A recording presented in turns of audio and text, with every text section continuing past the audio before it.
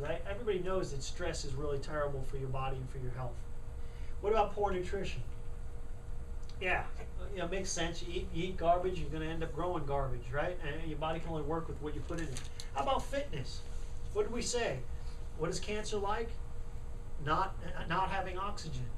What is healthy cells like? Oxygen. What's the best way to get efficient at getting oxygen into your body? Exercise. So exercise, it helps get more oxygen into your body and get your body more efficient at processing oxygen. So exercise. And then toxicity, well, yeah, that's usually the first thing people look at is, am I toxic when they have cancer? But really, all these other things can be causing it. It's not just toxicity. So dodging the cancer bullets. Okay, so having metal in your body. So there's mental, chemical, physical stressors. So having metal in your body, having vaccines that have metals in it, the sick care model, being reactive to you, waiting till something breaks to do something about it instead of doing something proactively. One of the things I get when we give people a recommendation for a vitamin or a supplement, and they're like, well, how do I know it's working? Well, you really don't. You never know what you prevent by taking something, right? I tell people, you won't know for 20 years.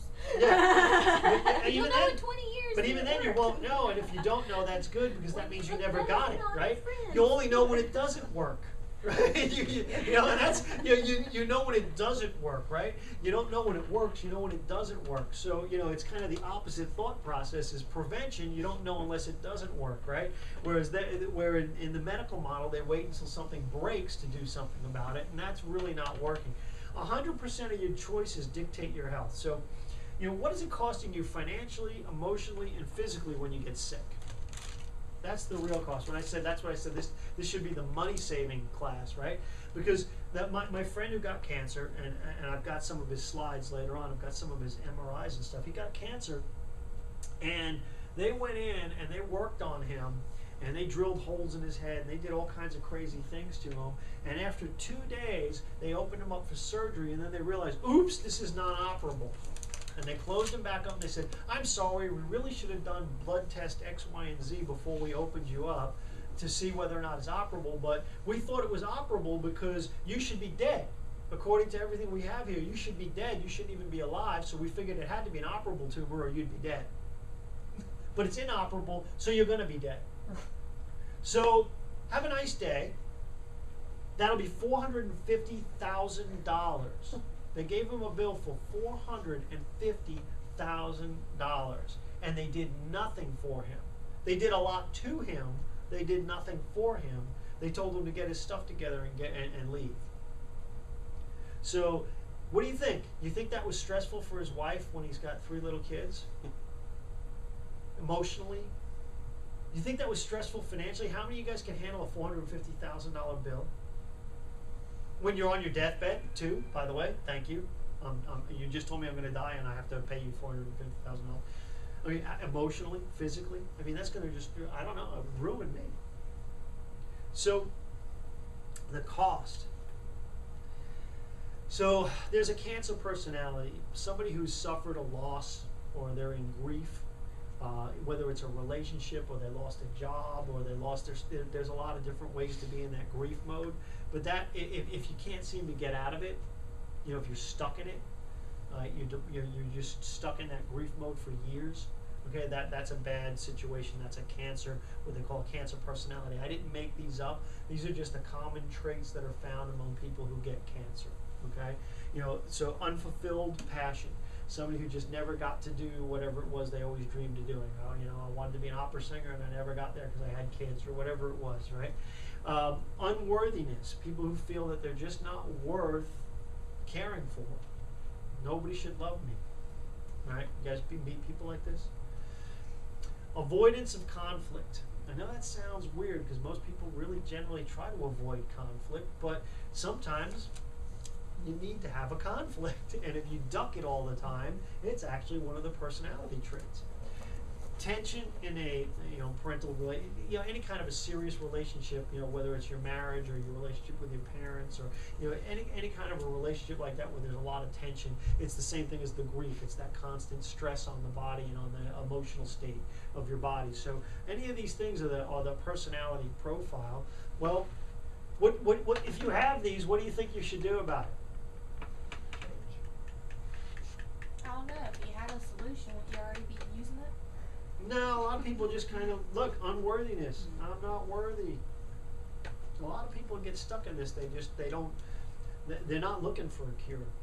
They're wallowing in it. They're kind of like, this is where it is. When you're depressed, you're not looking for a cure. You're so depressed, you just don't see that there's any solution. You don't see the solution, right? So you got to keep an eye out for these people, right? Part of a community. We got to help each other, right? That's my best recommendation. Help each other. If you feel yourself slipping down this slippery slope, tell somebody. Get some help. Talk to people about it. Get out there. Do the opposite of what you feel like doing.